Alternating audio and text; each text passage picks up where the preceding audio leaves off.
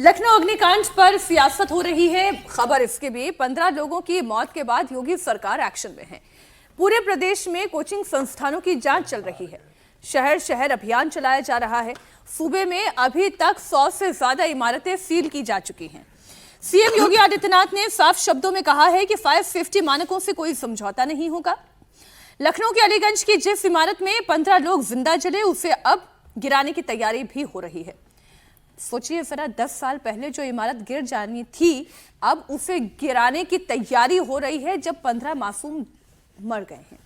इस बीच अखिलेश यादव ने इस मामले में सरकार से लेकर अधिकारियों पर सवाल उठाया। अखिलेश यादव ने कहा कि योगी सरकार में करप्शन मानकों पर भारी पड़ रहा है। अखिलेश को डिप्टी सीएम ब्रजेश पाठक ने जवाब दिया। कौन लोग थे जो फायर एनओसी के लिए अपनी जेब भरते थे और जेब का खजाना कहां तक लेकर के जाते थे? लगता तो ये कि 10 साल से कोई सरकार ही नहीं थी। और जब भ्रष्टाचार हावी हो जाएगा मानकों पर, तो क्या फैसला होगा? इस सरकार में भ्रष्टाचार हावी हो गया है मानकों पर। इसकी वजह से भ्रष्टाचार चरम सीमा पर है। और जो सरकार भ्रष्टाचार से बनी है, वो भ्रष्टाचार तो करेगी, क्यों नहीं करेगी? 15 लोगों की जाने के लिए और आप राजनीति कर रहे हो, ये आप जानते हैं। ये आपके सरकार का ही भ्रष्टाचार का नमूना था। ये बिल्डिंग, ये 16 में प्लाट आवंटित हुआ था और इस अवैध बिल्डिंग का निर्माण आप ही की सरकार में हुआ है। तो अब ये जो बात हो रही है, लापरवाही किसकी और किस किस पर कार्रवाई होनी चाहिए, मैं तो कह रही हूँ ये पूरा सिस्टमैटिक फेलियर है। सिस्टमैटिक फेलियर इसे क्यों ना कहा जाए विजय जी। जो 10 साल पहले इमारत गिर जानी चाहिए थी, वो इमारत गिरी नहीं, बल्कि इतनी जल्दी तुरंत में वो जो गिराने वाला ऑर्डर था वो भी निरस्त कर दिया गया। तो अब आप ये कहो अखिलेश जी, अखिलेश के समय ही 2016 में इसको गिराने की बात आई थी और नोटिस भी सर्व कर दिया गया था। मैं कह रही हूँ कि सर कोई टोपी ट्रांसफर करता रहे, 15 लोग तो जल के मर गए। नहीं, वही है सिस्टम जो फेलियर की बात है, उसी पर हम लोग बार बार बात करते हैं। जैसे कल भी हम लोग कर दे, मैं इस बात से सहमत नहीं था। हर्ष जी बोले कि भाई मुख्यमंत्री गए तो उससे एक फर्क पड़ता है और मुख्यमंत्री की संवेदना भी होनी चाहिए कि इतने लोग हो गए, वो बड़ा काम हुआ है। लेकिन ये सिस्टम के फेलियर है। और आप एक चीज़ होती है जो कल कहा गया था कि भाई कोचिंग है, अब कोचिंग की सबकी जाँच होगी, तो आग केवल कोचिंग में ही लगी कि उत्तर प्रदेश में ये आदेश हुआ है। तो पूरे सिस्टम पर काम होना चाहिए। और जैसे प्रोफेसर साहब ने भी कहा कि भाई 2016 में अखिलेश जी की सरकार के वक्त में ये नोटिस दिया गया था और वो नहीं तोड़ी गई, तो अब फिर योगी सरकार थोड़ी कर पाती इस काम को 10 साल में, क्योंकि ये तो नोटिस उस अखिलेश सरकार का था। तो मूल मुद्दे वो नहीं है। मूल मुद्दे हैं कि उस पर, और जैसे पाठक साहब कह रहे हैं कि राजनीति, अरे विपक्ष का नेता यदि इस मुद्दे को नहीं उठाएगा तो हम सवाल करेंगे कि भाई विपक्ष के नेता कहाँ हैं जो इस मुद्दे और सवाल उठाना राजनीति क्या? और अखिलेश यादव को थोड़ी ना थोड़े जिम्मेदार थोड़ी है उसके लिए कि हर बात पर करना उसे है जो वहां पर ग्राउंड में एडमिन वाले लोग जो एडमिनिस्ट्रेटर जो होते हैं, एडमिनिस्ट्रेशन था, जो जूनियर इंजीनियर था, जिसने आपको वो नक्शा पास करके दे दिया कि अच्छा ठीक है आपने इमारत खड़ी कर ली तो कर लिया। एक लाइन सिर्फ बोलूं है, देखिए मैं वर्तमान प्रशासन को जिम्मेदार मानता यदि वर्तमान प्रशासन का रिस्पांस टाइम बहुत खराब होता। मैं फिर कह रहा हूं 8 साल तो हो गए नहीं, रिस्पांस टाइम मैंने दुर्घटना घटने के बाद, दुर्घटना 3 बजे घटती है और 3:27 के आसपास, मैंने आधे घंटे के अंदर, वो आप समझ सकते हैं कि वो एरिया जिस रास्ते से हजरतगंज और इंदिरा नगर और अलीगंज तीनों का तीनों फायर स्टेशन जो है एक्टिव होकर के वहां पर काम करने लगता है। मैं कह रहा हूं कि जो लखनऊ प्राधिकरण है उसके अफसरों की जिम्मेदारी है, बनती है, और ये तब तक संभव नहीं होता है कि जब तक नेता और अधिकारी दोनों आपस में मिल न जाएं।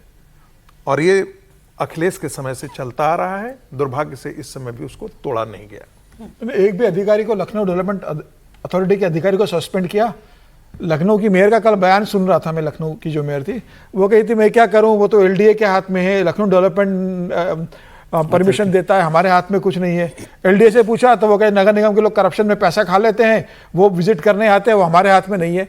तो ये एक दूसरे को ब्लेम कि लखनऊ डेवलपमेंट कॉर्पोरेशन पर डाल रहा है, कॉर्पोरेशन कह रहा है लखनऊ डेवलपमेंट है, सरकार अभी अपनी कार्रवाई करने की दे रही है। भाई आप पूरे यूपी के अंदर इस तरह की जो बिल्डिंग है, थिएटर है, स्कूल है, कॉलेज है, सबकी जांच करो आप। एक तो ये कि अगर ये पता चल गया कि फलाना कार्यकाल में गड़बड़ हुई थी, तो अब अखिलेश जी को तो आप कुछ कर नहीं पाएंगे।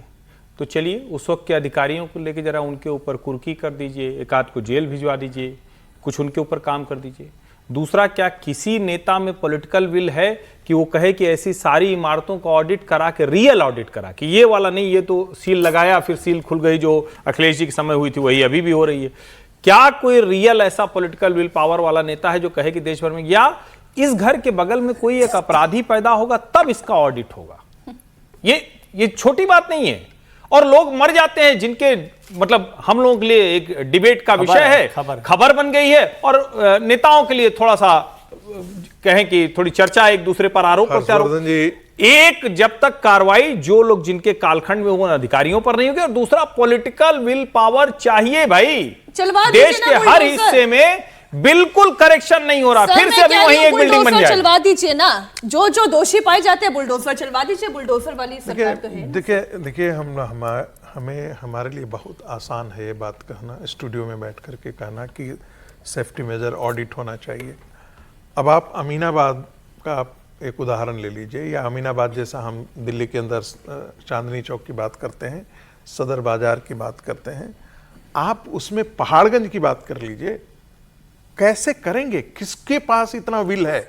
जिस दिन कोई ऐसा काम करने जाएगा उसके साथ देखिएगा सड़क पर उतरने वाले लोग बहुत सारे खड़े हो जाएंगे, व्यापारी वर्ग खड़ा हो जाएगा।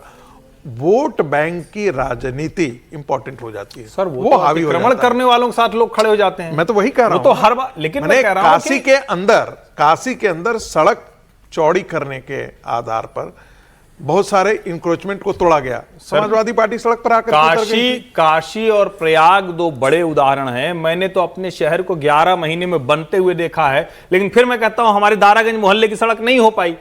उसी शहर में मंदिर हटे, मजार हटी, यही योगी जी का शासनकाल था। और मैं फिर कह रहा हूं कि आपको पॉलिटिकल विल पावर चाहिए। जब हम कह रहे हैं कि विकसित भारत 2047, तो लिविंग बेहतर हो उस तरफ हम कम जाएंगे, या यही होगा चलो ठीक है गलियां हैं, गड़बड़ है, चलता रहेगा, फिर ये नहीं चल पाएगा सर। वरना फिर ऐसे 10, 20, 50 लोग मरते हो, हमारे लिए नंबर रह जाएगा, उससे आगे की बात नहीं होगी।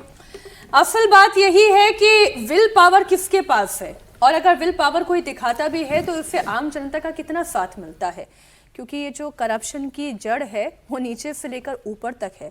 और जब मैं ये बात कह रही हूँ तो मैं इसमें आम जनता को भी शामिल कर रही हूँ, क्योंकि वो बिल्डिंग खड़ी करने वाला भी करप्ट था, उसे एनओसी देने वाला भी करप्ट था, नक्शा पास करने वाला भी करप्ट था, इतने दिनों तक आंखों के सामने बिल्डिंग खड़ी रही उसे ना गिराने वाला भी करप्ट था। तो हर शाख पर उल्लू बैठा है। बहुत शुक्रिया आज कहानी कुर्सी की में इतना ही। बहुत शुक्रिया हर्षवर्धन जी, विजय जी, रागी जी, समीर जी हमारे साथ जुड़ने के लिए।